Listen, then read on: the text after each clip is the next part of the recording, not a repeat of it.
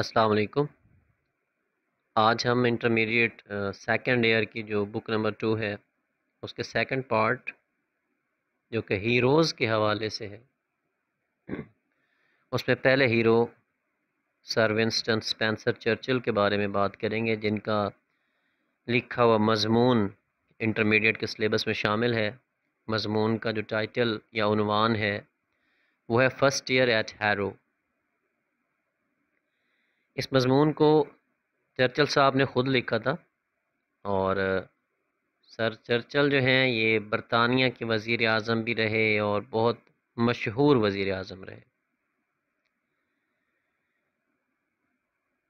اپنے اس مضمون کے اندر چرچل صاحب نے انگریزی زبان کی اہمیت کو اجاگر کیا ہے، اور جو امتحانی طریقہ کار ہے، امتحانات منعقد کرنے کا طریقہ کار، اس پہ تنقید کی ہے۔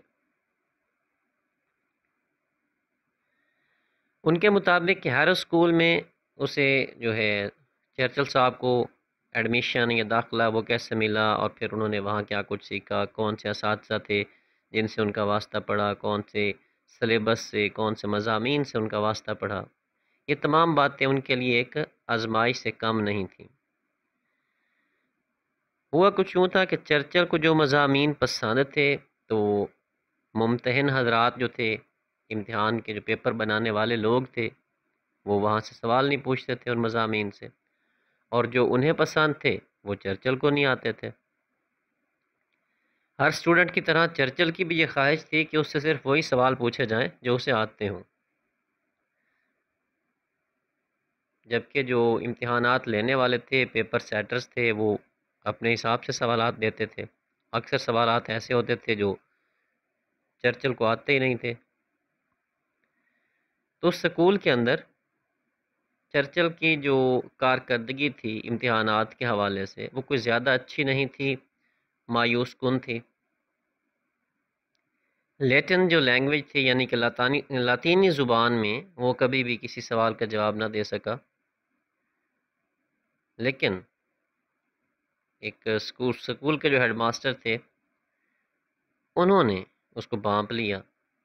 مسٹر ویلڈن ان کا نام تھا۔ انہوں نے سمجھا کہ چرچل کے اندر جو قابلیت ہے، چھپی ہوئی مخفی جو صلاحیت ہے، اس کو باہر لانا پڑے گا، وہ اس کو لے آئے۔ پھر انہوں نے ایک اچھے اسکول کے جو ہیڈ ماسٹر کے فرائض ہوتے ہیں وہ نبھائے، اور انہیں ایک اچھے استاد کے حوالے کر دیا۔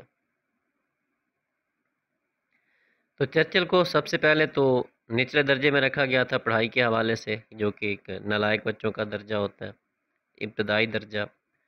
تو وہاں پہ لڑکوں کے ناموں کا اندراج جو تھا وہ حروف تہجی کے اعتبار سے ہوتا تھا۔ چرچل کا اصل نام سپینسر چرچل تھا، تو فہرست میں اس کا نام نچلی ترین جگہ یعنی کہ ایس سے جو شروع ہونا تھا، تو بس وہ نیچے سے اوپر دو نام اوپر تھا بس۔ بعد میں وہ دونوں لڑکے اسکول چھوڑ گئے تو چرچل کا نام فہرست میں سب سے آخر میں رہ گیا۔ چرچل اور اس جیسے جو کم عقل یا کم ذہین لڑکے تھے انہیں صرف انگریزی زبان ہی پڑھائی جاتی تھی، جبکہ جو محنتی، ذہین اور اچھے طالب علم تھے ان کو لاطینی، یونانی زبانیں بھی سکھائی جاتی تھیں۔ تو چرچل کے جو استاد تھے، انگریزی کے ماہر استاد مسٹر سمرویل، انہوں نے انگریزی پڑھانے میں اپنا لوہا منوایا۔ تو چرچل کو اس انداز سے انگریزی پڑھائی کہ چرچل نے انگریزی میں خوب مہارت حاصل کی۔